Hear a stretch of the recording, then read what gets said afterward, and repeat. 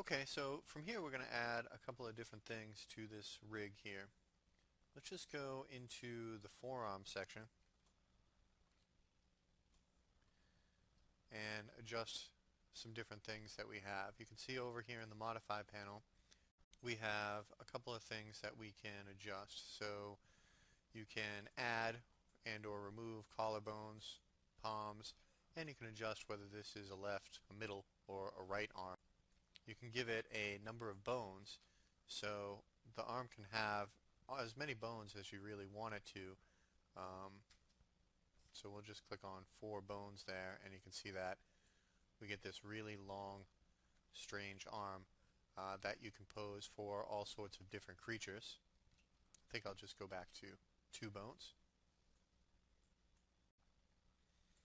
And then down at the bottom, you have some things for numbers of segments. So what I'm going to do before I adjust that is you see that as I change those bones it got a little bit wonky over here. So I'm just going to select the clavicle here and I'm going to copy and then go over here and just say paste opposite so that everything's in line. Now finally I'll cruise down here and I can adjust the number of segments. So this is how Cat does twisty bones on any bone that you want actually, and I'll just do 3, and now we have a nice twisty forearm there, which is great. And as this character animates and moves, we'll be able to twist the way that you would expect it to kind of happen. So we can go and copy this over now.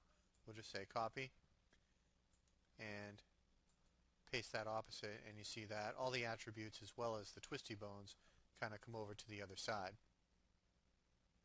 The other thing you'll notice when dealing with twisty bones is down here at the bottom we have a twist weight graph where you can adjust the amount of twist and where it happens either at the beginning or the end and how that's going to work. So that's a really nice interface to work with for adjusting your twisty bones. Okay, so one other thing that you'll notice is this ability here to use a custom mesh, which is nice, and it's not really doing too much now.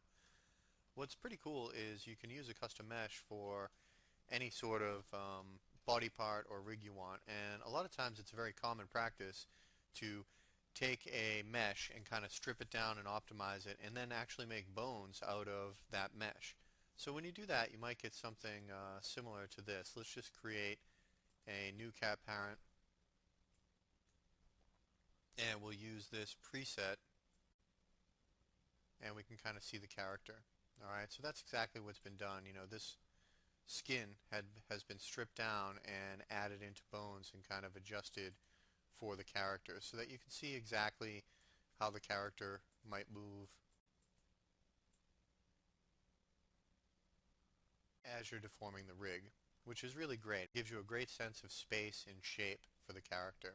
And you can see that with all of these, if we go to the Modify panel, Use Custom Mesh is checked on. If I uncheck it, it will go back to that standard bone. Okay? So to create a custom mesh for our rig, I'll just delete this guy. We can just go ahead and select any bone and add any modifier we want. Cat's really flexible in kind of being very integrated with 3ds Max, and you'll see this in the animation side as well. And any sort of modifier we want to add to this we can. So let's just go ahead and add an edit poly modifier, and we'll go in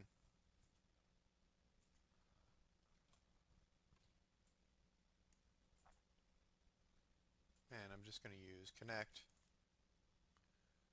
do a couple connections there, and then on top of that I'll use something like a taper.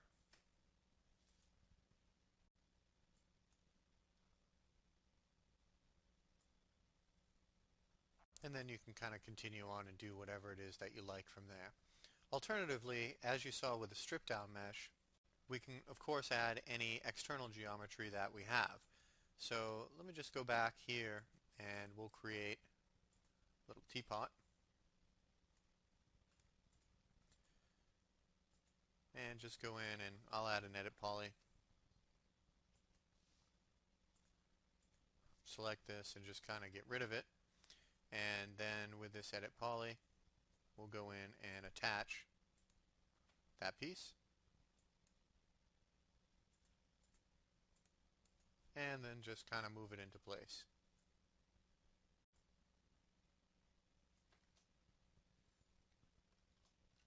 So we can grab any external mesh. Now when we're done with this, all you have to do is right click and click on Collapse to, and it'll go back down to the object. And you see that this object passes everything along to cat, and it's still considered a cat object. It retains its name as well as all the attributes for adding anything that we want here. We can add a tail to this if we want to add a ponytail or anything like that, which is pretty interesting and very good. So we can use that custom mesh, or we can use that base mesh for that. So once we've made our rig from scratch here, you can see that it'll behave like any other cat rig. So we can go over to the motion panel, and we can add in any sort of basic animation or cat motion animation, and all that stuff will animate and work as we expect it to, no matter if this is a biped or a horse or a spider or a dragon or anything else. So that's how to create a simple basic skeleton from scratch.